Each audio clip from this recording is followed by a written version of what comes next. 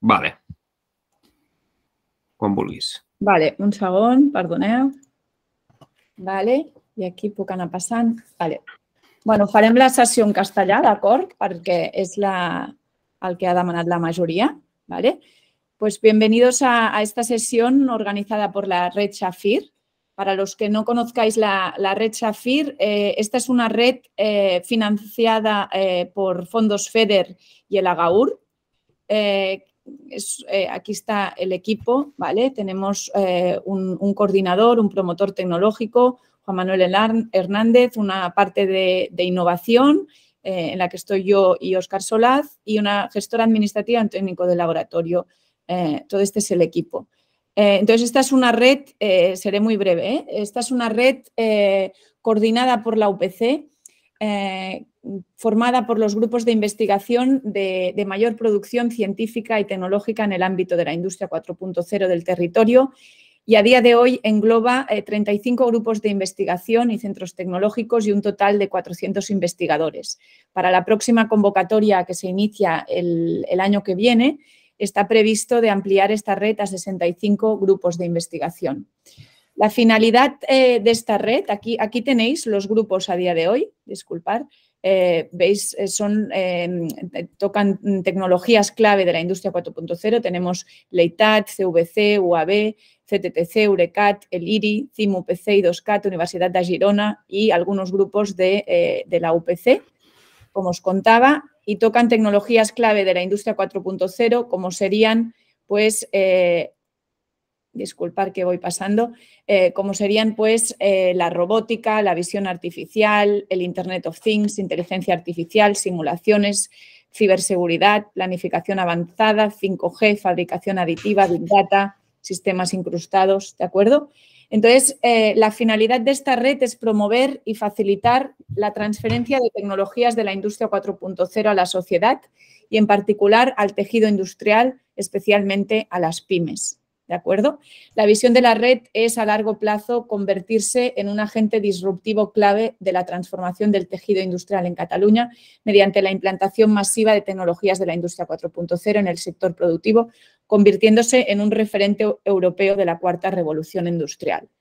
¿Vale? Entonces, tenemos aquí una presentación muy larga. Tenemos una pata, sobre todo, de promoción destinada a estar en contacto con asociaciones empresariales, redes de innovación, clústeres, cámaras de comercio, promoviendo, pues, todas las capacidades de los grupos de investigación, pero paso rápidamente, disculparme, para ir a la parte de valorización en la que se enmarca esta sesión de hoy. Estamos presentes en ferias, congresos y la parte de innovación, simplemente lo que quiero es que veáis que lo que tenemos es dos líneas principales de actividad, ¿vale? Que sería la formación en emprendeduría, transferencia de tecnología y valorización, formación en industria 4.0 y luego toda una serie de ayudas para ayudar a hacer llegar los resultados de la investigación a mercado, ¿vale? La red puede financiar a los distintos miembros que forman parte, pues puede financiar tanto estudios de patentabilidad como estudios de mercado, roadmaps tecnológicos, estudios de posibles empresas licenciatarias, planes comerciales y en la parte ya en que se quiere crear una spin-off, constituir una spin-off, pues podemos financiar tanto asesoramiento legal como mentorías, business plans, búsqueda de inversión y búsqueda de, bueno, venture builders, ¿de acuerdo? Entonces, la sesión de hoy se enmarca en esta parte de formación y tiene por título, pues, superando las barreras en la implementación del IoT. Será llevada a cabo por Oriol Rius. Oriol Rius es mentor, consultor, formador y speaker. Es experto en ámbitos como el Internet of Things, el Internet of Things industrial, cloud computing, ciberseguridad, industria 4.0, metodologías ágiles y equipos distribuidos.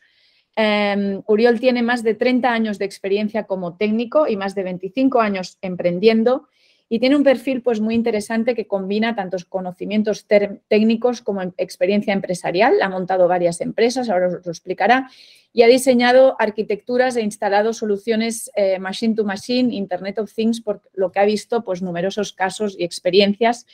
Y en esta sesión de hoy compartirá su conocimiento y experiencia sobre los factores clave a tener en cuenta para que los proyectos de IoT acaben de forma exitosa y cuáles son los bloqueadores de éxito y las barreras que tienen los clientes a la hora de adoptar estas tecnologías. Entonces, paso la palabra a Oriol, sin entreteneros más. Entonces, Oriol, si te parece, paro de presentar y a ver si tú sale la presentación.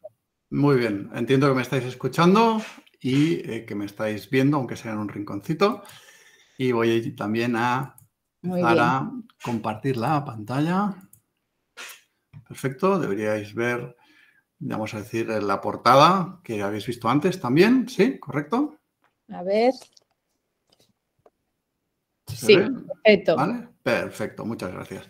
Pues bueno, buenos días, muchas gracias por invitarme, muy contento de estar aquí hoy, pues como siempre, y como ya bien has dicho, María, gracias, pues compartiendo ese conocimiento, esa experiencia y esa creatividad, ¿no? Este sería mi leitmotiv en este momento de vida profesional y diría ya también personal, porque es algo que para mí va mucho más allá del aspecto profesional. Como bien decía María, pues tengo una larga trayectoria tecnológica y de emprendedor, pero lo más importante que tenéis que tener claro es que es una carrera de pasión, una carrera, vamos a decir, fundamentada en la vocación. ¿Y por qué os sigo hablando de mí y os comento todo esto? Porque al final, cuanto más conozcáis de mi persona, pues también más fácil será saber qué os podéis llevar de esta charla, ¿vale? Por desgracia no os tengo delante y conoceros me va a costar un poco más, pero sí que os voy a pedir, por favor, que en cualquier momento, cualquier cosa que explique, me podéis interrumpir, me podéis parar, me podéis hacer preguntas, ya sea desbloqueando el micrófono o ya sea en el chat. Mis compañeros, si yo no me doy cuenta, seguro que me lo van a decir y me van a decir, oye, tal persona está preguntando tal cosa y os voy a intentar responder al momento. En cualquier caso, intentaré también dejar espacio al final para que podáis preguntar, pero no os cortéis. Y una cosa que quizá no os han dicho nunca en una charla y es, sed muy egoístas. Es decir, todos habéis venido aquí porque os hace ilusión llevaros alguna cosa, o porque tenéis algo en mente, o porque queréis saber más de la materia, o porque estáis enganchados en un problema. Entonces, solo depende de vosotros que os lo llevéis, no de que yo lo diga. Es decir, si no me lo decís, si no me comentáis cuál es vuestro deseo, vuestra preocupación, vuestro interés, es muy difícil que por azar yo os lo diga. ¿Vale? Por lo tanto, aprovecharlo. Como somos de números, ¿no? Al final estamos en una rama muy científica, pues aquí tenéis un poco mi resumen personal en números. Si sois más, estáis más enfocados en, vamos a decir, en la parte de negocio, pues aquí tenéis algunos de los clientes que ya han confiado en mí. Esto solo es una pequeña muestra. Honestamente, yo creo que esto podría ser de más de 100 logos, ¿vale? Es decir, son ya muchísimos años en el mercado y viviendo de mi pasión, por suerte. De hecho, el otro día me decían, estaba en una comida el sábado y me decía la persona que tenía sentada al lado, dice, porque a ti, ¿en qué te ayudó ir a la universidad? Y dije, bueno, pues en realidad nunca he trabajado para nadie, por lo tanto el título nunca me lo han pedido. En ese sentido, desde el punto de vista de currículum, no me ayudó en nada, ¿vale? Otra cosa es que, por suerte, en la universidad conoces a muchísimas personas interesantes y que luego, durante tu carrera, pues te es súper útil todos esos contactos, ¿no? Pero desde el punto de vista de currículum siempre he trabajado para mí, ¿no? Para los que seáis más artistas, este sería mi resumen personal, pues en un aspecto un poquito más gráfico. No me voy a ir entreteniendo más porque aquí de lo que se trata es ir al contenido, pero sí, sobre todo, recordar con lo que hemos empezado, ¿vale? Y es que mi propósito está en compartir ese conocimiento, esa experiencia y esa creatividad. Y la creatividad se demuestra aplicando el conocimiento de la experiencia con resoluciones para los challenges, para los retos que tenéis vosotros encima de la mesa. Si hay alguien que le gusta las charlas TED, pues este año tuve la suerte de poder dar una y os invito a que entréis en este link y la miréis. Vamos ya al contenido, como decía hace un segundo, y empezamos con un contexto que seguro que todo el mundo tiene, y es que es esto del Internet of Things, pero me permitiréis que insista en la palabra enabler, la palabra habilitador. El Internet de las cosas no es más que un set de tecnologías que habilitan, vamos a decir, la interactividad, ¿vale? La digitalización del mundo físico con, vamos a decir, la posibilidad de interactuar con el mundo físico a través del ciberespacio, a través del mundo virtual, ¿vale? Muy importante, ¿vale? A mí hay una cosa que no me gusta nada y aquí hay algunas caras que ya voy conociendo que se van conectando que seguramente compartirán esta visión, ¿vale? Y es eso de el mundo real, ¿vale? Pues, oye, es tan real cuando quedo con una persona por WhatsApp, es tan real esta charla que estamos haciendo online como si estuviéramos todos físicamente en una sala de la UPC hablando de lo mismo. Por lo tanto, para mí este énfasis para mí el mundo tiene dos partes, la parte física y la parte virtual, pero todas ellas conforman el mundo real. Dicho todo esto, tengamos en cuenta que el Internet de las cosas es el ecosistema de conectividad que nos permite esa interacción entre el mundo real y el mundo virtual. Habrá algunas personas que no estén de acuerdo con lo que voy a decir, pero si os ponéis a reflexionar sobre esta, vamos a decir, descripción, esta definición, es la palabra que buscaba, esta definición de Internet de las cosas, fijaros que vosotros tenéis muy cerca de vosotros ahora mismo un teléfono móvil que todo el rato está haciendo eso, está usando sensores para digitalizar el mundo físico en el que os encontráis y mandar información al mundo digital donde esa información va a ser manipulada. Por lo tanto, el Internet de las cosas para mí no es nada más que una extensión de las Information Technologies que ya conocemos, pero con esa parte, digamos, de énfasis entre la interacción mundo físico y mundo virtual. Dicho esto, que ya sabéis seguramente la mayoría, dejadme que os muestre esta típica gráfica del hype o de los típicos hype tecnológicos, ¿no? Más o menos el pico de hype que tuvo el Internet de las cosas pues fue al final de la década pasada y hay gente pues que ha confundido la típica desilusión que hay después de la subida en que esto del Internet de las cosas, al final esto fue un bluff, una burbuja que se hinchó. Bueno, perdón, esto es lo que pasa siempre en cualquier tecnología que se presenta. Y bajo mi punto de vista, para aportaros valor, yo creo que ahora mismo el Internet de las cosas se encuentra más o menos por aquí, ¿vale? ¿Y por qué digo en un rango tan amplio? Pues porque depende muchísimo de dónde lo estamos aplicando, de dónde se está usando el Internet de las cosas, porque el Internet de las cosas en sí mismo, lo que nos deberíamos preguntar es, ¿existen los proyectos de Internet de las cosas? ¿O en realidad son proyectos que tienen Internet de las cosas? ¿Vale?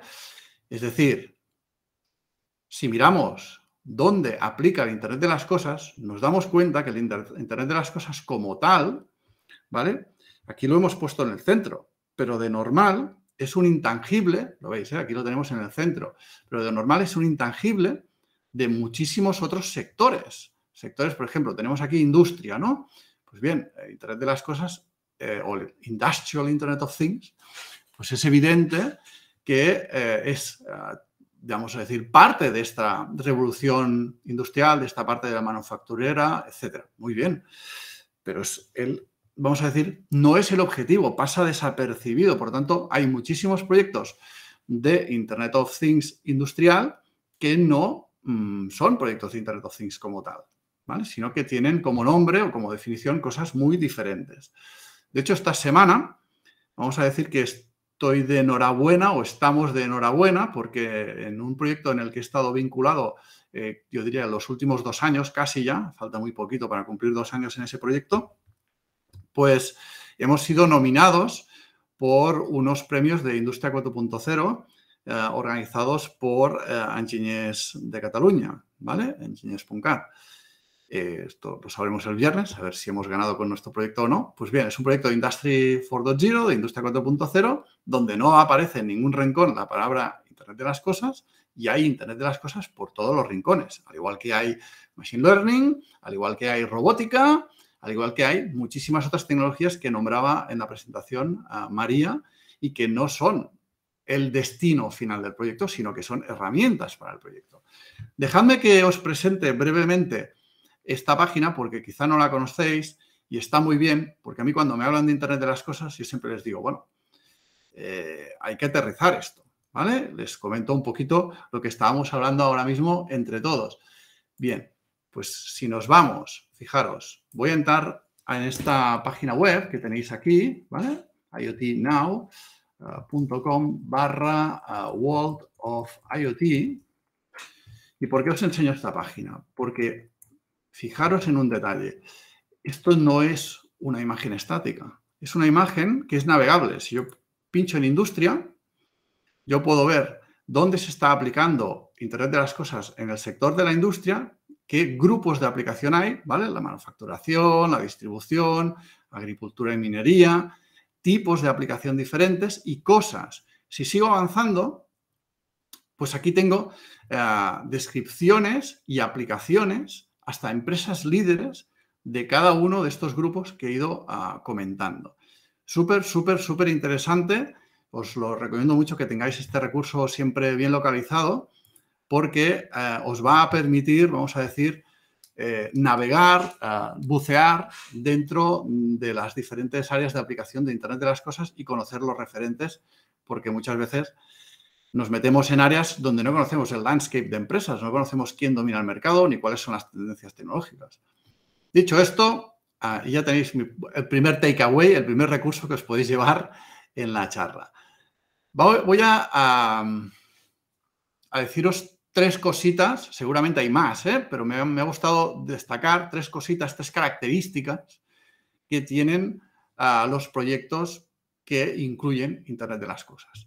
Fijaros, aquí os he puesto, es muy importante y para mí esto es, vamos, súper importante, no solo importante, súper importante, ¿vale? Tenemos que dar valor a los usuarios y a los clientes. Y cuidado, los usuarios y los clientes no siempre son los mismos. Es decir, a veces hay un cliente que no es nuestro usuario del producto. Esto pasa mucho, por ejemplo, en educación. Quien paga el curso muchas veces son los padres y quien accede a la educación muchas veces son los hijos. Por lo tanto, el usuario, los hijos, los clientes, los padres. Pero hay otras áreas en donde esto también pasa muchísimo. Sobre todo si miramos, si hacemos zoom dentro de la empresa, muchas veces el cliente, el que toma la decisión, no es el que finalmente será usuario de la herramienta de Internet de las cosas. No sé si conocéis el concepto de VUCA, pero en breve pues os lo describiré un poquito más, pero muy importante, nos encontramos en un entorno con un alto nivel de incertidumbre, ¿vale? Lo comentamos en un momento. Y además, cualquier proyecto de Internet de las cosas es un proyecto que implica una gestión del cambio compleja. Muy, muy, muy importante este punto. También lo veremos con un gráfico de una doctora francesa que realmente nos cambia la forma de entender la gestión de los cambios, que muchas veces se hace por intuición y no todo es intuición. Hay veces que necesitamos también un poco de teoría que hay que aplicar y hay que convertir en práctica. Dicho esto, ¿cómo el Internet de las cosas nos va a dar valor o va a traer valor a nuestros usuarios y al final también a nuestros clientes? Pues bien, no es ningún secreto, todos lo sabemos, ¿no? Esto lo vamos a hacer a través de los datos, ¿sí? Pero, cuidado, cuando hablamos de datos, los datos al final no es donde van a percibir el valor, sino que son solo el primer elemento de la cadena, Es decir, partimos de un mundo real que puede ser físico y que puede ser digital, recabamos una serie de datos de este mundo, ¿sí? Es decir, digitalizamos, pero esto no es información, hay que darle un nivel más de profundidad. Cuando convirtamos estos datos en información, será cuando podamos responder el quién, el qué, el dónde, el cuándo. Importante este nivel de profundización de los datos. Y evidentemente hoy en día pues estamos inmersos en una carrera que va mucho más allá, ¿no? Es decir, convertir la información en conocimiento, convertir ese conocimiento en esa, vamos a decir, comprensión profunda, ¿vale? Del cómo al por qué. ¿Sí? Esto, no sé si conocéis a Simon Sinek, es una de las personas de referencia mundial que trata este tipo de temas. Y seguidamente, pues entramos ya en un nivel que pocos llegan, ¿no? Muchos hablan de él, pero pocos realmente llegan a esa capacidad, ¿vale? De generar ese wisdom que dicen en inglés, ¿no? Esa capacidad de evaluar, de innovar. Eso nace de un conocimiento súper profundo del sector en concreto. Aquí os dejo un ejemplo, no me voy a entretener en él, ¿vale? Pero esto pues, os puede servir luego si queréis miraros los slides para profundizar un poco más en un ejemplo concreto de esto. Esto es un ejemplo basado en un negocio de parkings, pero igual lo podéis aplicar donde queráis. Y voy a seguir haciendo referencia a ese entorno VUCA del que hablábamos antes, ¿no? Es decir, los entornos VUCA, para los que no estéis familiarizados con el término, son entornos que son altamente volátiles, con un alto nivel de incertidumbre, con una complejidad importante y que además acostumbran a ser ambiguos, ¿vale? Os he dejado también a la derecha unas definiciones más o menos reconocidas de cada uno de estos conceptos, pero lo que sí quiero que recojáis o que os llevéis de este slide es que es, no voy a decir imposible, porque no existe nada imposible seguramente, pero es prácticamente imposible o casi imposible ser certero, ser predictivo o acertar con las predicciones o las proyecciones que se hacen cuando estás trabajando en un entorno VUCA. ¿Por qué esto es importante? Pues seguramente ya estáis intuyendo por dónde voy, pero estáis cansados de que os pidan presupuestos o estáis cansados de que os pidan estimaciones de esfuerzos para hacer cosas. Pues bien, cuando tengáis delante proyectos de este estilo, pues vamos a decir que es bastante fácil que lo que habéis hecho sea un brindis al sol y que tenga muy poca, vamos a decir, base real. Saltamos a este esquema que me encanta, realmente no es una cosa para recordar y ya está, sino que es una cosa para colgarla y tenerla cerca. Este esquema que hizo la doctora Mary Lippitt en el año 87, de hecho no es ella la única autora, no tengo ahora mismo todos los nombres, pero hay un par de personas más que colaboraron y ha seguido este trabajo adelante. Y, de hecho, hoy en día hay una discusión sobre si serían 5 o serían 6 los puntos que se tienen que dar para que un cambio complejo se consiga con éxito, ¿no? Bien, la idea que os estoy compartiendo simplemente es que para que haya un cambio complejo hace falta una visión, hay que saber hacia dónde vamos. Hay que disponer de unas habilidades para poder llegar ahí. Hay que tener unos buenos incentivos para conseguir llegar a la meta. Y cuando digo buenos incentivos, no me estoy refiriendo vamos a decir, a una paga extra, ¿vale? Sino que tiene que haber algo mucho más profundo, tiene que haber algo que nos empuje a ir hacia allí y algo más del alma, más ¿vale? Más intangible, vamos a decirlo así, aunque los incentivos se pueden también tangibilizar muchísimo, ¿eh? Y los recursos son fundamentales porque yo creo que habrá pocos que no hayan vivido esta situación de que te piden algo más de lo que ya estás haciendo, pero en cambio no te dan el tiempo para hacerlo, por ejemplo, o no te dan el dinero para, vamos a decir, tomar control de esa nueva área de responsabilidad que te han asignado. Bueno, pues los recursos son fundamentales, evidentemente, ¿no? Y, cómo no, el plan de acción. Plan de acción que tenemos que estar dispuestos a revisar y a cambiar de forma honesta, vamos a decir frecuentemente, para no mojarme en el tiempo, ¿vale? Pero es muy importante tener un plan, aunque sepamos que ese plan va a cambiar, pero hay que actualizarlo y hay que mantenerlo. Con todo esto conseguiremos la gestión del cambio complejo. Pero lo que para mí este gráfico aporta de una forma, vamos a decir, magistral, si me permitís, es lo que pasa cuando no tenemos, por ejemplo, visión. Y es que vemos que nuestro grupo de trabajo está trabajando de forma, están confundidos, que no saben dónde van, les falta una visión, ¿vale? ¿Qué nos pasa cuando no tenemos las habilidades necesarias para gestionar ese cambio complejo? Ansiedad. ¿Nunca lo habéis vivido esto? Porque yo personalmente, emprendiendo, lo he vivido muchísimas veces, ¿no? Es decir, vas a una charla para levantar inversión, por ejemplo, y te piden el documento Pepito, que dices, no me suena de nada, en la vida había oído eso, y estás tú ahí con una ansiedad que no sabes cómo afrontar lo que te están pidiendo, ¿no? Incentivos. Esto, luego le dedico algún otro slide extra, fundamental. Y pasa muy a menudo, o al menos en mi experiencia, estoy cansado de tener que lidiar con la resistencia de las personas al cambio, ¿vale? Muchas veces estas personas se nos están resistiendo porque no tienen ningún incentivo real para cambiar. Es decir, a ellas ya les va bien lo que hay hoy en día. No necesitan mejorar y por eso se resisten, porque están protegiendo algún tipo de status quo que no quieren que cambie. Los recursos. Cuando no tenemos recursos, pues nos frustramos, ¿no? Oye, ¿cómo voy a comprar un software de no sé qué si no tengo ni un euro? Pues bueno, pues falta de recursos, ¿no? Que muchas veces esto se puede suplir, por ejemplo, a base de tiempo que dedicamos nosotros y habilidades que conseguimos nosotros que acaban reduciendo la cantidad de recursos que nos hacen falta. Eso pasa muy a menudo cuando emprendes, ¿no? Es decir, no tienes recursos para contratar a alguien que sepa hacer algo y te tienes que espabilar tú a hacerlo y dedicarle el mínimo posible de recursos. Y los, vamos a decir, falsos inicios, ¿no? ¿Nunca os ha pasado eso de decir, oye, si es la quinta vez que ya intentamos arreglar este garaje? ¿Vale? Esto pasa mucho en casa, ¿no?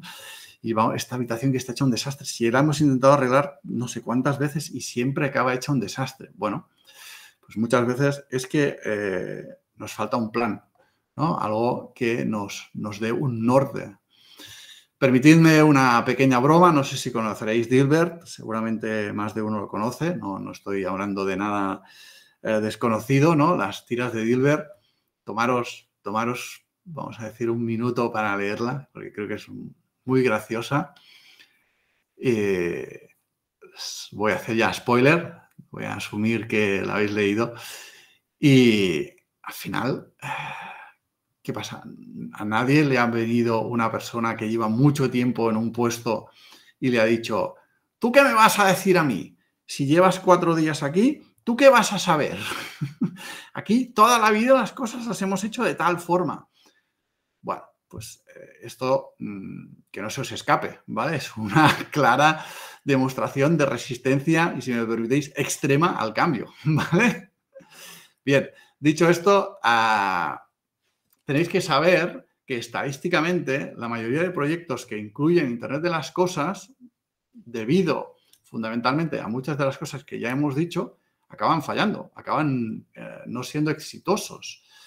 Esto es así que en esta página web que tenéis aquí capturada, Why IoT Projects Fail, tenéis todo un informe que explica los motivos por los que los proyectos de Internet de las Cosas fallan.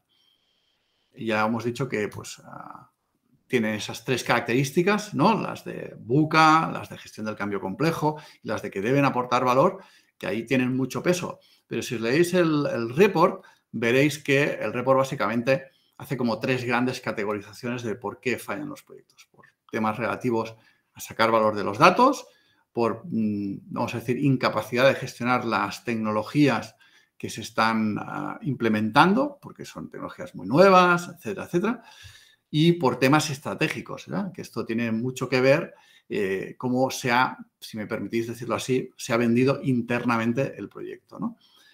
Pero yo aquí no he venido a deciros lo que pone los libros de texto, ¿no? Sino un poco a compartir mi experiencia. Al final, el primer proyecto que hice de Internet de las Cosas fue en el año 2000, ¿vale?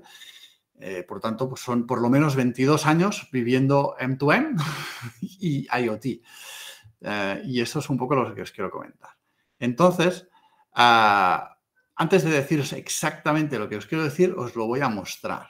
Y os voy a hablar de 3 proyectos en los que he estado participando durante estos 22 años. Y ahora me gustaría que empezarais a participar un poquito, aunque solo sea escribiendo en el chat, por favor.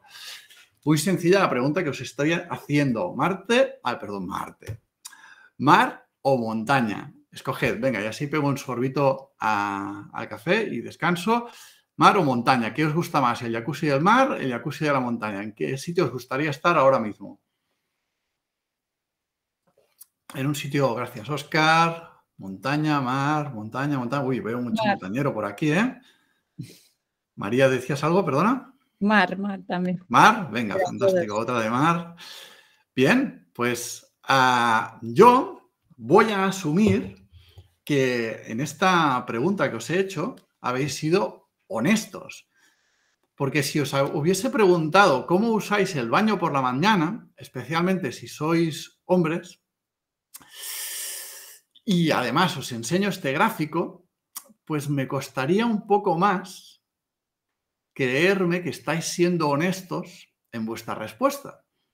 Es decir, que hay una serie de preguntas que depende del mercado al que yo me dedique, pues va a ser muy complicado que haciendo un estudio de mercado yo obtenga respuestas sinceras, sino que muy probablemente si os preguntan cómo usáis el baño, cómo usáis el inodoro, pues el resultado que obtengáis de la encuesta sea, vamos a decir, una respuesta socialmente aceptada, no ninguna de estas disparatadas cosas que veis en este gráfico. Pues bien, este era el problema que tenía el departamento de marketing de uno de los proyectos en los que participé durante estos 22 años. Ellos desarrollaban inodoros, como los que veis aquí, inodoros, vamos a decir, smart, ¿vale? Y les pasaba una casuística muy interesante. Es muy probable que todos sepáis que estos inodoros que veis aquí en la foto, pues cuando acabas de hacer tus necesidades, pues apretar unos botoncitos y te limpian sin necesidad de usar papel, con un chorrito de agua, y además pues te sacan vamos a decir, un flujo de aire calentito para secarte, ¿no? Seguramente esto ya lo sabíais y si no, pues os lo acabo de contar. Pues ¿qué les pasaba a ellos? Que habían provisto de vamos a decir, no me sale la palabra, un depósito de agua calentado con una resistencia y vamos a decir que tenía 2 litros de agua, no recuerdo ahora mismo el volumen, ¿no? Y ellos, pues, el cliente se sienta, aprieta el botón y deja que el chorrito le limpie. ¿Qué les pasaba? Que cuando se acaba el agua, la resistencia se pone a trabajar a su máximo nivel de potencia para seguir calentando el agua, porque esa agua que acaba de entrar, pues evidentemente no está a temperatura deseada del usuario, vamos a decirlo así, ¿no? Pues bien, ¿qué les pasaba? Que se encontraban a muchísimos de estos inodoros con la resistencia quemada. ¿Qué quiere decir esto? Pues que la estaban usando demasiado rato, ¿no? Un rato superior al que se había previsto en el diseño del producto. Pero en cambio, cuando ellos hacían encuestas de uso, todos, vamos a decir, que usaban un tiempo razonable en la función de limpiado con el chorrito. Es decir, no, yo pues, lo uso máximo 1 minuto. Hombre, si lo estuvieras usando 1 minuto, no quemarías la resistencia. ¿Vale? Pues bueno, al final, ¿qué le pasaba a ese departamento de marketing? Pues le pasaba que no conseguía entender cómo los usuarios usaban los inodoros, vamos a decir, smart, ¿no? ¿Cuáles eran las funciones que realmente quería y necesitaba el cliente? Bueno, vamos a otro proyecto. En este otro proyecto, vamos a decir que habían 2 empresas, ¿vale? La empresa que tenía la línea de producción y la empresa que se dedicaba a hacer, vamos a decir, la gestión del mantenimiento de las líneas de producción. Esto se hacía a través de una aplicación y básicamente, hasta que se hizo el proyecto de integración, cada día la empresa que tenía las líneas de producción abría unas 2.000 incidencias altamente técnicas a la empresa que hacía los mantenimientos. Las personas que llamaban desde la empresa de producción, pues eran personas que estaban trabajando con la línea y que tenían un conocimiento profundo de la línea, porque se pasaban el día ahí.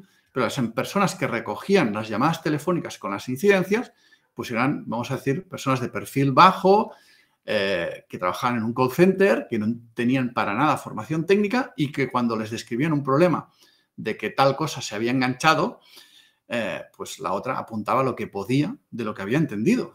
Por lo tanto, había un nivel de confusión muy alto entre las 2 partes y de ahí salió el proyecto de integración, vamos a decir, de que todas las incidencias que se reportaban en la línea de producción pasaran automáticamente a la aplicación de gestión de los mantenimientos. Bueno, un proyecto donde había una parte de IoT, pero mucha otra parte pues, tenía más que ver con la integración de los datos. Este proyecto es un proyecto muy interesante, muy divertido, una empresa catalana con más de 30 años construyendo máquinas para cortar piedras, máquinas como las que veis aquí en la foto, aunque esta no es suya, tengo que mantener, vamos a decir, el anonimato de la empresa, pero se podría ser perfectamente una de sus máquinas. Habían vendido pues miles de estas máquinas durante más de 30 años en más de 100 países de todo el mundo. Y básicamente lo que hicimos en este proyecto es desarrollar toda la electrónica, porque pues durante más de 30 años de máquinas, pues las máquinas había desde no tengo ni PLCs, no tengo ni autómatas, ni electrónica, solo mecánica, hasta PLCs súper avanzadísimos con un montonazo de sensórica, ¿no? Y queremos monitorizarlo todo en un montón de sitios donde no sabemos ni siquiera qué tipo de conectividad diversa vamos a poder tener. Perfecto. La pregunta sería, ¿realmente qué tenían en común estos proyectos que os he comentado y desde el punto de vista del stopper, ¿no? Es decir, ¿cuál fue la característica que hizo que estos proyectos, vamos a decir, no acabaran o no fueran como deberían ser? Pues bien, dejadme que vaya hacia atrás muy rápido. Este proyecto no se acabó realizando después de haber diseñado pues, un sistema con 72 sensores, bueno, una cosa alucinante, ¿vale? No acabó funcionando porque el departamento de informática, cuando se enteró de que el departamento de marketing estaba montando todo este proyecto para solucionar una serie de problemas, dijo, esto lo tenemos que hacer nosotros, no se puede subcontratar externamente, aunque nosotros no tengamos ni idea, esto no puede seguir adelante, y lo, vamos a decir, vetó. Y este proyecto no acabó saliendo nunca. Este proyecto, en realidad, lo que tiene en común con el anterior es que nació de la incapacidad de que esta empresa y esta empresa se pusieran de acuerdo en cómo solucionar los problemas de comunicación entre las personas que había en cada una de las empresas. Y de hecho se tuvo que subcontratar externamente, aunque ambas empresas tenían la capacidad de solucionarlo internamente, porque debido al gran volumen de personas que había trabajando en cada una, por ejemplo, aquí son 500.000 personas en todo el mundo trabajando en esta empresa, ¿vale? Pues había muchísima información interna de la empresa que si no se pedía desde fuera, vamos a decir que la gente le daba pereza pasarle a un compañero a cosas porque todos tenían demasiado trabajo. Vamos a decirlo así, ¿vale? Por no entrar en temas más políticamente incorrectos, ¿vale? Pero en cambio, si había un proyecto externo que requería de información, pues bueno, como esto, vamos a decir, sí que estaba contemplado en sus KPIs de rendimiento, pues entonces sí que se esforzaban en dar esa información a proyectos que estaban comandados desde fuera. Y así tuvieron que sacarlo afuera por su incapacidad interna de gestionar adecuadamente a las personas. Y este proyecto de aquí acabó fracasando porque en esta empresa el impulsor del proyecto era el director general y lamentablemente, no voy a entrar en detalles, pero lamentablemente esta persona se puso enferma durante el proyecto, tuvo que abandonar no solo el proyecto, sino también la empresa y nadie más en la empresa entendía el valor de esa transformación de producto a servicio que estaba haciendo esa empresa. Es decir, ese señor había entendido que vender 4.000 máquinas durante 30 años no era un motivo de éxito. Evidentemente les había permitido subsistir, pero ellos, su gran valor estaba siendo el mantenimiento de estas máquinas y su gran nivel de facturación venía del mantenimiento de las máquinas que tenían vendidas. Y sí, bien, cada año vendían 1, 2, 3, 4 o 5 nuevas máquinas, pero no mucho más. Y lo que tenían que hacer era migrar hacia una empresa de servicio, que es una de las grandes cosas que nos permite el IoT, ¿no? Pues bien, esa persona no pudo continuar el proyecto por temas, vamos a decir, de salud y el proyecto fracasó. Por lo tanto, lo que tenían en común esos tres proyectos es las personas. Las personas son unos de los grandes, vamos a decir, si no el más importante motivo por el que fracasan los proyectos de Internet de las Cosas en mi experiencia personal durante estos 20 y tantos años haciendo proyectos. Aquí os he hecho una pequeña lista de 10 cositas, tampoco me voy a entretener mucho porque nos está pasando el tiempo muy rápido y al final todas son muy intuitivas, ¿vale? Pues resistencia al cambio, pues falta de dirección, falta de compromiso, no tener, bueno, un poquito lo hemos ido tocando todo, ¿no? No tener las habilidades adecuadas, etc. Bien, cosas que he aprendido con todo esto y que quiero traspasaros, me gustaría que os llevarais y que, vamos a decir, entendierais de una forma más rápida vosotros que yo. La primera, el dinero no es el objetivo, aunque lo pueda parecer muchas veces, ¿vale? Sino que el dinero es una recompensa. Volveré a este tema en breve, dejadme que avance. El valor viene de los datos, lo hemos comentado antes, también volveré a ello. Esto quizá cuesta entender, pero una cosa que he aprendido que es poco intuitiva es que lo que ponen en valor los clientes es poder contratar el proyecto a un único contractor, a un único proveedor, ¿vale? Aunque este proveedor tenga que, vamos a decir, encargarse de subcontratar otras empresas. Pero esta simplicidad de tener un único interlocutor para ellos es muy importante porque pelearse con quién tiene la responsabilidad de un problema supone una gran barrera para muchos clientes medianos y grandes, ¿vale? El equipo es fundamental y tener los perfiles adecuados en el equipo también. Pero lo que realmente es killer es que estos equipos tengan las soft skills, vamos a decir, necesarias para el éxito, ¿vale? Cosa que, si me permitís, en empresas técnicas, perdón, en escuelas técnicas como las que nos dan cobertura hoy, por ejemplo, la UPC, pues cada vez se va entendiendo más, pero cuesta, porque nos creemos que la tecnología está en el centro y para nada, ¿vale? La tecnología es un facilitador, es un habilitador, pero las personas y la capacidad que tengan las personas de interactuar entre ellas es fundamental, ¿no? Fijaros en lo que nos decía Matsushita, el fundador de Panasonic, ¿no?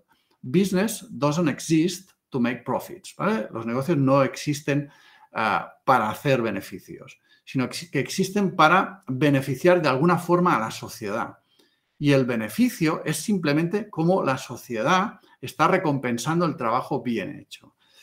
Os puede parecer una frase del libro de autoayuda, pero os prometo que lo he experimentado en mi propia carne durante muchos, muchos años y en mis propias empresas. Dicho esto, volvemos al tema del One Major Contractor y aquí todos sabéis que el Internet de las Cosas pues, dispone de pues, varias capas, ¿no? Los dispositivos, la red de conexión, la plataforma de Internet de las Cosas, las aplicaciones que se realizan para, vamos a decir, poner en valor los datos recibidos y finalmente están los clientes y usuarios de todo lo que vamos comentando.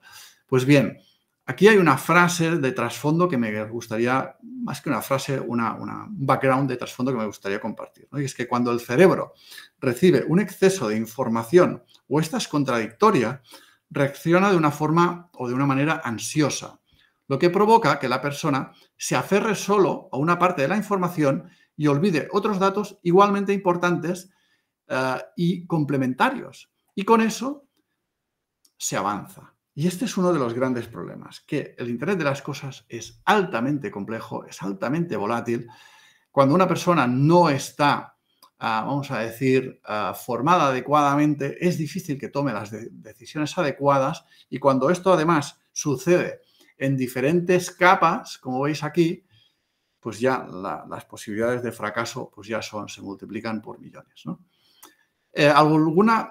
Voy a saltarme esto y os lo voy a dejar más como apuntes, ¿no? Sería una pequeña lista en función de las capas de los tipos de perfiles típicos que nos hacen falta para Internet de las Cosas. Pero el tiempo nos está pasando muy rápido y estas son cosas que si realmente tenéis el problema, pues podéis volver a ellas y os podéis llevar el dato que os interesa, ¿no? Y, por ejemplo, la lista de skills raros que nos hacen falta en el IoT, la importancia de estos skills y la dificultad de encontrar, esta sería la lista de skills y la dificultad de encontrar, la importancia de los skills y la dificultad de encontrarlos en el mercado, ¿no? ¿Por qué? Me interesa, sobre todo, mostraros esta pequeña lista de soft skills que estaría bien que cuando montéis un equipo penséis cuáles tenemos y cuáles tenemos que mejorar, porque si no va a ser complicado que avancemos adecuadamente. Por ejemplo, es muy importante trabajar o tener la capacidad de trabajar entre equipos. Si no, o sea, un proyecto de Internet de las Cosas implica sí o sí trabajar con varias partes de la empresa a la vez o con varios proveedores a la vez. Por lo tanto, esto es fundamental, ¿no? También se ve en este segundo punto. Hay que saber, vamos a decir, hacerte tuyo el proyecto del cliente, ¿no? Este engagement, este compromiso con el cliente. Más allá de las tecnologías que se hayan escogido, más allá de las arquitecturas que se hayan propuesto, hay que estar comprometidos con el cliente. Hay que ser curiosos y hay que permitirse, vamos a decir, cambiar durante el proceso, ¿no? Las tecnologías no son nada más que un medio para el fin, ¿vale? No son el fin, cuidado, ¿vale? Porque a veces nos pensamos que hay que poner no sé qué, no, hay que poner no sé qué, no, ¿para qué hay que poner no sé qué? Y el no sé qué a lo mejor luego será no sé cuántos, ¿vale?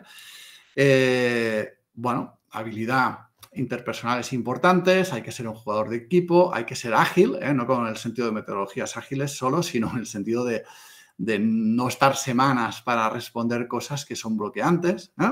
Mente curiosa, lo que decíamos ya también, multidisciplinario, eso de, no, es que yo estoy especializado en tal. Bueno, pues ahora tengo que hacer Pascual, o sea, pavila.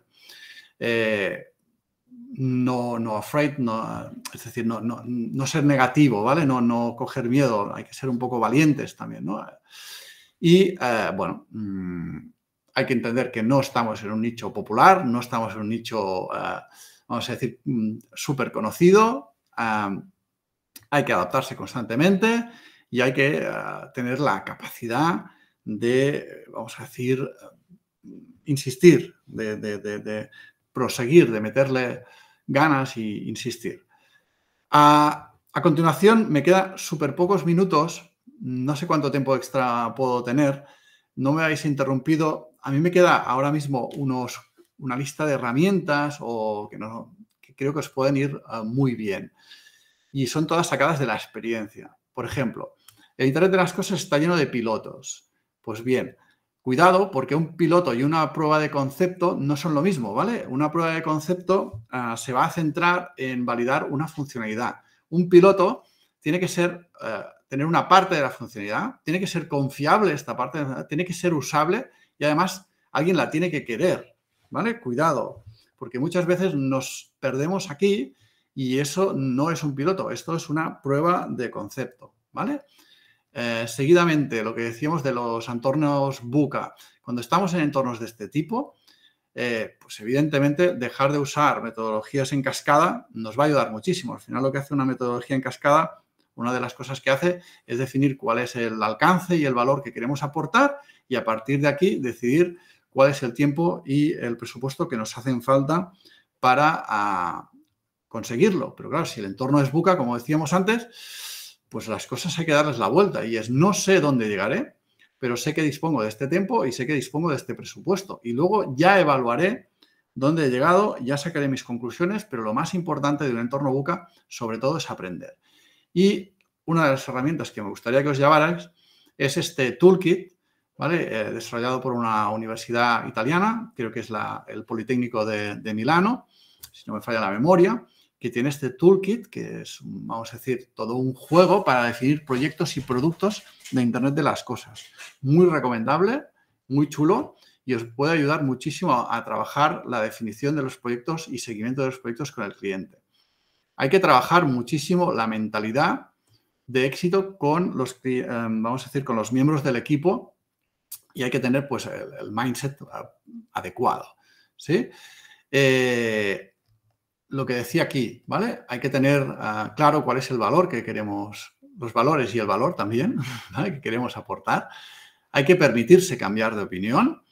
Hay que ser, o sea, vamos a decir, los hechos empíricos y los datos empíricos pues nos tienen que guiar, no nos tenemos que dejar llevar por nuestros bias, ¿no? Por nuestros sesgos. Hay que adaptarse, hay que... Pues no hay que fiarse de los agentes del cambio como tal, sino que hay que comprobarlo. El compromiso y la diligencia, permitirse hacer errores y aprender de ellos y recuperarse rápidamente. Seguro que esto os lo han dicho muchas veces y es muy difícil de llevar a cabo en los proyectos, ¿vale? Pero bueno, que sea muy difícil no quiere decir que es lo que tengamos que resolver. No nos olvidemos de las cosas básicas por culpa de todo lo que os he dicho. ¿Qué quiero decir con esto? Os voy a contar una anécdota real que me sucedió en un proyecto. Era una empresa que se dedica a la fabricación de puertas de ascensor y fue muy divertido porque nos encerraron en una habitación y nos dijeron: os vamos a contar lo que nosotros esperamos de nuestro proyecto de Internet de las Cosas, tal cual, ¿eh? Y ellos tenían muy claro que eso era un proyecto de Internet de las Cosas. Básicamente es convertir sus puertas de ascensor en puertas de ascensor con Internet de las Cosas. Hemos definido perfectamente lo que queremos en cada fase y en función de las preguntas que nos hagáis, vamos a decidir qué proveedor nos quedamos. Bueno, se pasaron 1 hora y media de reloj explicándonos todo lo que ellos esperaban de sus smart doors, vamos a decirlo así, ¿vale? Y dijeron: bueno, bien, ahora os toca a vosotros preguntar. Yo les dije: bueno, me vienen a la cabeza miles de preguntas, pero creo que solo hay una que es relevante y que no he visto que tuvierais respondida en lo que lo que nos habéis expuesto. Y les dije: yo no soy experto en ascensores, pero creo que todos los que estamos aquí hemos cogido un ascensor y muchos de nosotros también habremos entrado en un ascensor con el móvil.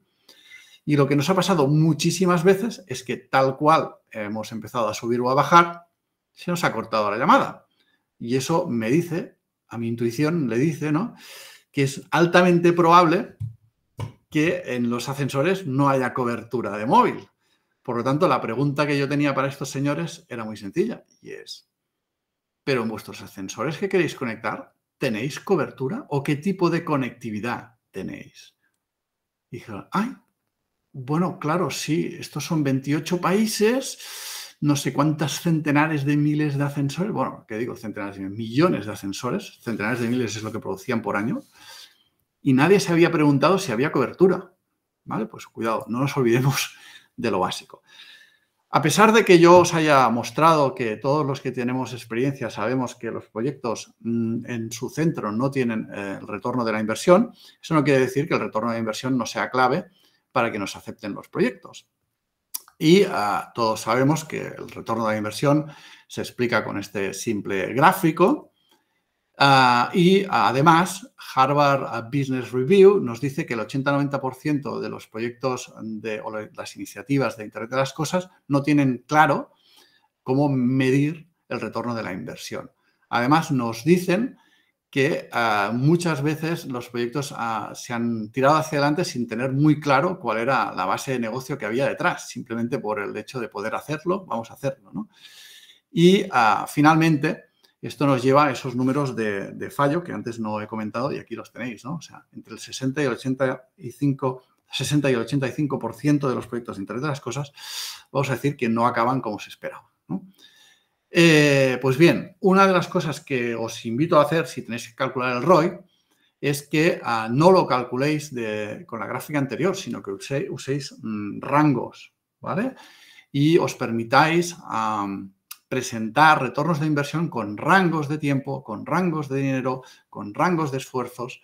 Y esto, pues bueno, es, vamos a decir, una herramienta que es interesante y cómoda de mantener. Para acabar con el tema del retorno de la inversión, deciros que muchos de los proyectos de Internet de las Cosas los tenéis que percibir como habilitadores estratégicos, donde el cálculo del ROI a corto plazo es casi imposible. Solo se puede calcular a medio o largo plazo. ¿Qué quiero decir con esto? Que muchas veces lo que vamos a conseguir es, como incluyo estas tecnologías como parte de mi producto, por ejemplo, sé que puedo seguir madurando mi producto. Aunque a corto plazo eso no me suponga un beneficio, me permite seguir estando en el mercado. De otra forma, voy a quedar automáticamente descalificado. Y esto es una cosa que pasa cada 2 por 3 en Industry 4.0, ¿vale? Es decir, muchísimas empresas acaban descalificadas por su incapacidad de renovarse. No porque no han hecho tal cosa, sino porque no han sido capaces de ir haciendo, vamos a decir, inversiones estratégicas que les permiten seguir estando en el mercado. Ya para acabar, deciros que la regla de oro está no vender IoT, sino que lo que hay que vender es valor agregado de negocio, sobre todo a largo plazo. Y os voy a dar, vamos a decir, tres cositas, vamos a decir, cosas que os ayudarán a encontrar el norte o que a mí me han ayudado a encontrar el norte en los proyectos, ¿vale? Y es el futuro, vamos a decir que es difuso, que es nuloso, ¿vale? Y ya boira, que llama en catalán, ¿eh? Pero hay que trabajar el equipo, hay que invertir en él, hay que confiar en el equipo y no hay que olvidar nunca, nunca, nunca como parte fundamental que la tecnología no deja de ser una herramienta que hemos hecho las personas para ayudar a las personas. Si perdemos esto de vista, se acaba todo. Y hasta aquí lo que os quería presentar. Os he dejado poco tiempo. Mira, me dice Juan Antonio que se tiene que ir. Hay otro, Pau también se ha tenido que ir. No sé si quedará, gracias Juan Antonio, alguien que esté todavía por aquí y quiera hacer alguna pregunta. María, veo que has conectado la cámara. No sé si tú también quizá quieres aprovechar y preguntar alguna cosita, no lo sé. Hola, no sé si me escucháis. Hola, Azucena. Sí, fantástico. Soy Azucena Rodríguez. Cámara y voz, Azucena, ya. Una seguidora tuya desde el curso de Industria 4.0 en Axio. Gracias. Perfil analógico, ¿vale? Eres de los pocos a los que puedo entender y seguir y te estoy súper agradecida. Gracias. Y como veo que hay poca gente, porque normalmente pues, no tengo las skills, las habilidades para hacer preguntas interesantes, voy a aprovechar esta oportunidad. Entonces, yo me he metido en un proyecto de IoT. Nosotros somos fabricantes, una pequeña empresa catalana.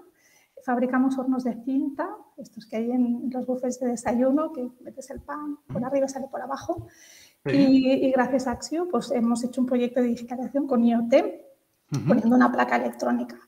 Ha sido un proyecto súper interesante para una pequeña empresa, particularmente para mí, que he sido la responsable de que se llevara a cabo.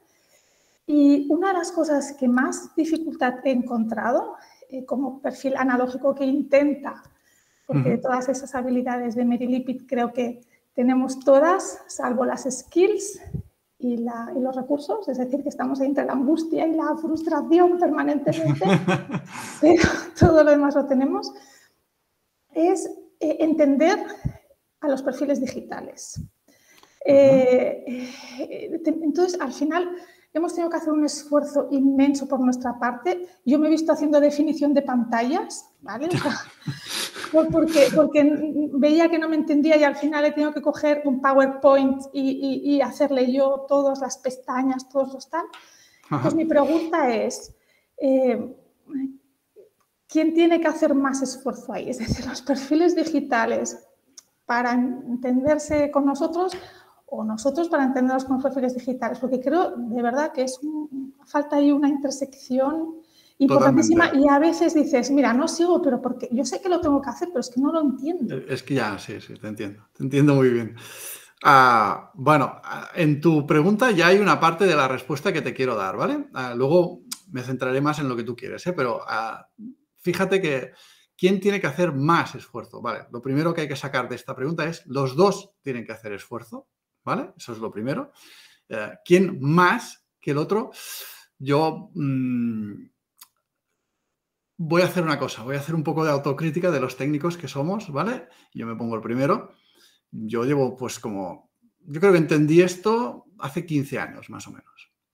O sea, me tiré 30 años de mi vida sin entenderlo y te diré más, Azucena, sin quererlo entender, ¿vale? Y es muy importante lo que te estoy diciendo porque no lo quería entender, ¿vale? O sea, me da igual las muestras y las evidencias que me dieras. No me interesa, ¿vale? Tal cual, ¿eh? Es tu problema y ese es el real problema, ¿vale? Que cuando nos están formando como ingenieros, las personas que nos están formando como ingenieros muchas veces ya no tienen claro eso y es imposible que nos lo traspasen como estudiantes. Y además nosotros como estudiantes, que ya haces lo mínimo que tienes que hacer para que te den el 5 y que te dejen tranquilo, por lo menos era mi caso, pues tampoco es que te vayas a quedar con un comentario que no entra al examen. Por lo tanto, eso te pasaba totalmente desapercibido y si alguien me lo dijo, Pues yo hasta los 30 años nunca le puse ningún tipo de atención. Por lo tanto, decirte que desde el punto de vista de los técnicos hay que humanizarse muchísimo más. Hay que entender que la tecnología es una herramienta y no es un fin. Eso que he dicho un par o tres de veces en la charla, pero que ha quedado ahí y ya está. No, no, no, no. Hay que hacérselo a entender, y hay que hacérselo a entender quiere decir que hay dinámicas, hay juegos, hay formaciones, hay muchísimas herramientas a su alcance, que sería fantástico que tuvieran la suerte de que alguien se las mostrara, porque en cuanto lo vean, su vida va a cambiar. ¿Vale? Y luego, ¿qué podemos o qué pueden hacer los que no son técnicos para ayudarnos? Primero, paciencia, evidentemente. Y lo segundo, que podrías decir, esto está dentro de lo primero, lo voy a poner aparte, y es humanidad. ¿Vale? Hacerle entender que yo creo que todos queremos entendernos. Lo que pasa es que el otro no lo ve. Ahí, mira, tengo a María levantando la mano y a Francisco y yo aquí enrollándome. No sé si te ha ayudado un poco, Azucena. Hay herramientas como las que he dicho antes, y cierro con esto, para que se lo lleve a Azucena. Lo que te he dicho, pero voy a ir al slide, perdóname, a María y Francisco. Esta herramienta te puede ayudar mucho para entenderte con ellos. Y esto que te has visto tú haciendo pantallas, si lo ves como, es que yo no debería hacer esto. Sí, Azucena, tú deberías hacer esto. Porque ellos no lo pueden hacer por ti jamás. Jamás. Solo tú lo puedes hacer, porque tú lo vas a hacer y te vas a equivocar. Y ellos necesitan, en base a lo que tú has hecho, evolucionarlo y entre todos, entre tú y ellos, sacar lo que realmente te hace falta. ¿Vale? Y yo siempre le digo a mis clientes, píntalo aunque sea en una servilleta de papel, pero píntalo. ¿Vale? Porque si no, no te voy a entender. Vale. Gracias, Azucena, por la paciencia y perdonad, Francisco y María, que me enrollo como una persiana. A ver, muy breve, yo solo quería comentar que está muy interesante, Oriol, muchas gracias. Yo estaba en proyectos de gestión del cambio, de transformación, y totalmente esto que has explicado tú de lo importante, ¿no?, que es que esto va de personas, de tener una visión clara, o sea, es el CEO de la empresa, es la dirección la que tiene que estar alineada con estos proyectos, porque es la que tiene, o sea, de ser top-down, para que realmente toda la organización vaya alineada en esto. Comentabas un tema de la dificultad a veces de dos departamentos de una empresa que se hablen entre ellos y que poner a un externo, pues a veces facilita estas cosas, ¿no? Si tienes a la dirección alineada, pues esto se transmite, ¿no? Al final es un cambio de cultura de toda la organización, ¿no? Y por tanto, y luego necesitas también el talento, por tanto es importante detectar, ¿no?, esas personas que tienes dentro de la empresa que te van a facilitar eso más, o si no, buscar fuera, ¿no?, ese talento. Y la necesidad también de tener un plan de acción concreto que cambia con el tiempo, pero que al menos lo has de hacer. Y la necesidad también de ir midiendo, ¿no? Hablabas también del tema de, pues, que al final has de iterar, ¿no? Ir aprendiendo, ¿no? A medida que haces pruebas, intentar tener algunos KPIs, ¿no?, para todas estas pruebas piloto. Y nada, decía Azucena esta pregunta de que es difícil, ¿no?, poner a hablar bueno, está este gap, ¿no?, digital que se habla entre generaciones, pero al final yo creo que también hablando en términos de cómo la tecnología, cómo esos cambios pueden impactar al negocio, yo creo que es una manera de mantener ese diálogo, ¿no?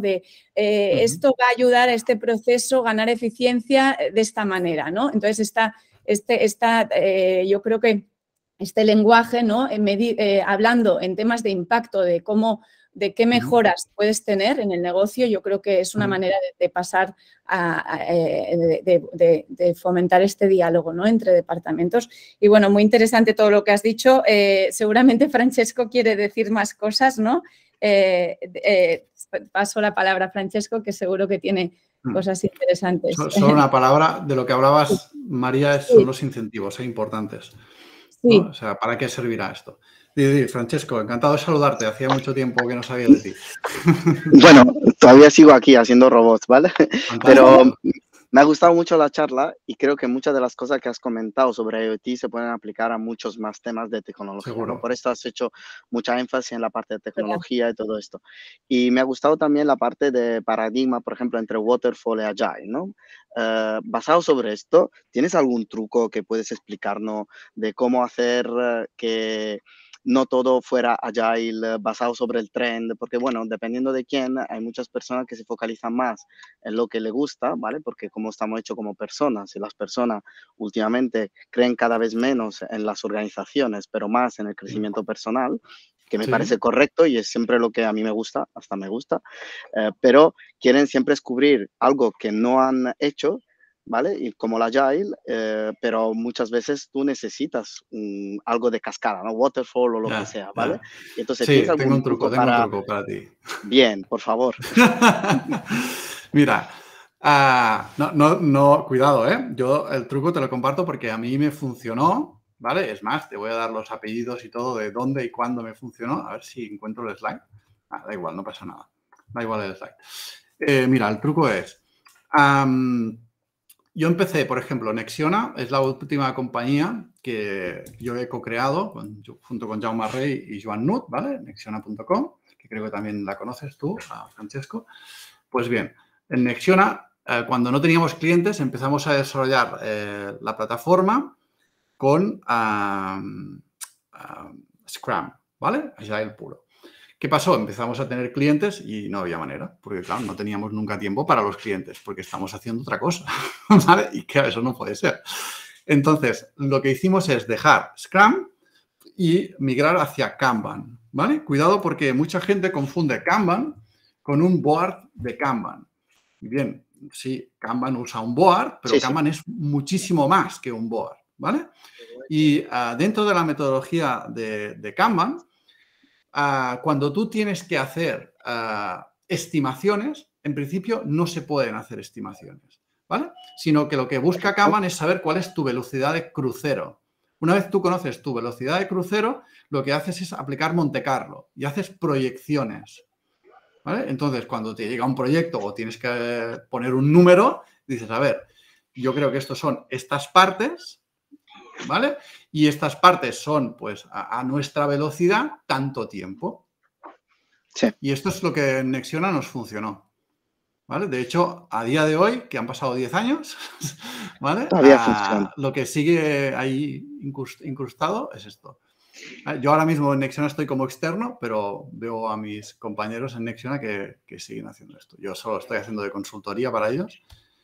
Que al final, esto lo decía muy bien Azucena, que quizá no se lo he dicho, pero sí que lo ha dicho María, y es cuando muchas veces la figura de mediador o de consultor o de llámalo como quieras, hay que dar con la persona, también es verdad, ¿eh? Yo no digo que yo soy el más perfecto y tal, porque también tengo mis fracasos, como todo el mundo, ¿eh? Pero sí que hay personas que ayudan a dinamizar un entorno y hacen que todo funcione bien, ¿no? Y hay otras personas que, en cambio...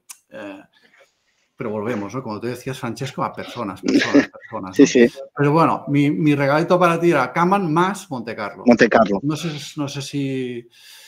A mí me fue súper bien, ¿eh? Pero súper bien, de verdad. O sea, no te puedes imaginar el hecho de decir, con un 80% de seguridad, en tal fecha tendremos tal cosa. Y, oye, no se iba. Mucho, no se iba. Mucho. ¿Vale? Y eso lo conseguía, ¿vale? Con engagement. Si no había engagement, no había eso. Pero eso siempre. En el sitio sin engagement no hay empresas. No. Correcto. Pero bueno, yo he tenido de cliente Corte Inglés por hablar de alguien que sé que no me van a decir mucho si hablo mal, ¿no? O sea, yo estaba en Corte Inglés y tuve que preguntar si había algún tipo de relación entre Corte Inglés y vamos a decir, y el funcionariado, ¿vale? Porque había momentos en que no entendías que esas personas estuvieran asalariadas por una empresa.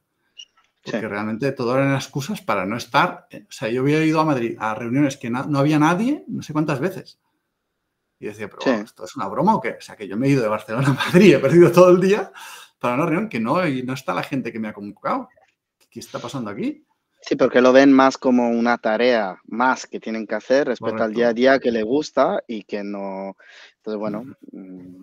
Bueno, y los Sí. incentivos pueden ayudar, pero la mayoría de las veces Sí, el problema es mucho más incrustado que esto. sí, pero hay que ir más allá, ¿eh? O sea, cuando hablo de incentivo no estoy hablando de un día libre o de 10.000 euros, ¿vale? Sino que estoy hablando de, y también lo ha dicho muy bien María, ¿eh? Es decir, yo me dedico a esto y el hecho de tener tal proyecto va a facilitar mi día a día, me va a hacer más cómodo mi trabajo, ¿vale? O sea, hay muchos tipos de incentivos que no son necesariamente, vamos a decir, materiales, ¿no? Sí, pero a veces ahí yo creo en la teoría de la ignorancia, ¿no? En el sentido, hay mucha gente que, No. por ejemplo, lo mismo que hemos hablado ahora mismo, hay mucha gente que en determinadas organizaciones no entienden esos discursos porque no lo ven. Pues entonces, a veces hay que forzar un poco la máquina para que después Sí. lo vean. Y Sí. cuando lo ven, después lo aceptan y dicen, hostia, estaba bien, pero al principio hacen la guerra, ¿sabes? Sí, si me permites, para cerrar la conversación, una herramienta clave para lo que estamos comentando tú y yo Sí, son las retrospectivas. Me compré un libro que si queréis os lo busco, si tiene interés para vosotros, que me cambió la forma de hacer retrospectivas vale, sí. y es realmente... espera, que dejo de compartir y así me despediré con el libro si queréis. Es realmente espectacular porque al final tú haces retrospectivas, vamos a decir, por intuición, ¿no? Y cuando le pones metodología al trabajo, pues la intuición mejora mucho, ¿no? Porque si con intuición ya lo hacías, imagínate con algo de idea, ¿no? Estoy abriendo el Kindle, ¿eh? No es que me haya olvidado de vosotros, es que tarda su tiempo. Y realmente, pues me dio herramientas para poder, vamos a decir, no ir con la hoja en blanco y, bueno, ¿qué te ha parecido? No, sino, oye, pues mira, estas son las preguntas que tienes que hacer en estos momentos, qué tipo de retrospectivas, cuándo tienes que dedicarle 15 minutos a retrospectiva y cuándo 15 días, ¿vale? Porque hay veces que la retrospectiva se parece mucho más porque a lo mejor estás a punto de cerrar la empresa y nadie está haciendo una retrospectiva, todo el mundo se está quejando y está diciendo lo mal que lo hacemos, ¿no? O al revés, lo bien que lo hacemos y lo tontos que son los clientes porque no nos compran. Dices, bueno, da igual, o sea, tú lo que tienes que hacer aquí es aprender, que al final es la clave, ¿no? Project Retrospectives. Voy a hacer una cosa. Yo creo que lo más fácil es... Vale, sí. Voy a compartir de nuevo la pantalla para que veáis el libro.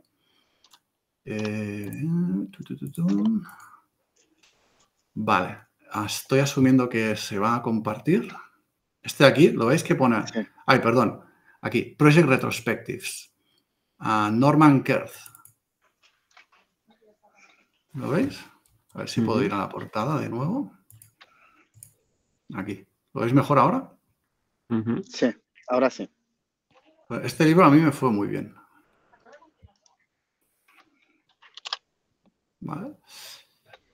Bueno, ya que estamos, si queréis, otra recomendación más, el tema de sprints para hacer pruebas, el Sprint Design de Google.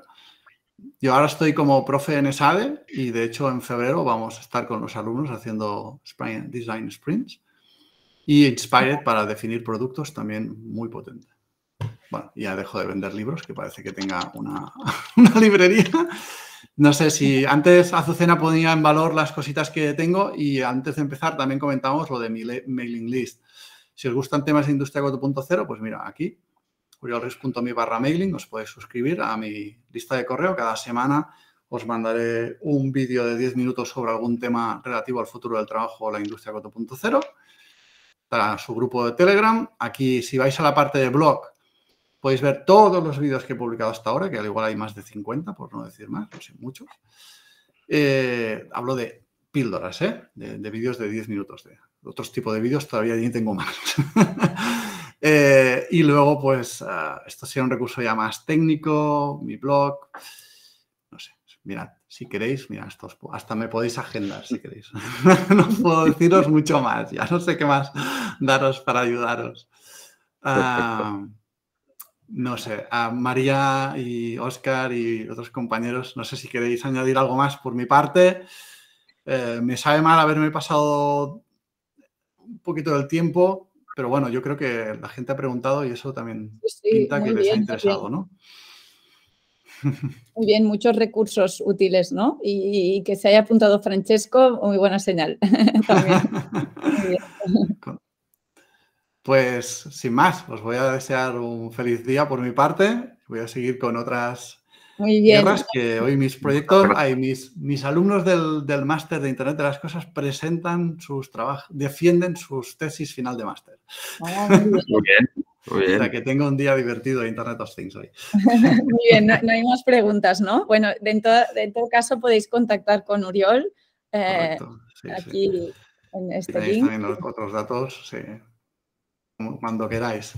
Si os puedo ayudar y está en mi mano, lo voy a hacer. Y si os pasáis ya de petición, pues al igual os propongo algo más serio. Bueno, Perfecto. sin más, un abrazo, muchas gracias a todos. Pues muchas gracias por todo, Oriol. Buen día a chao. todos. Gracias. Muchas gracias. Nos Adiós. vemos. Buenos días, Chao. Francesca. Adiós. Adiós.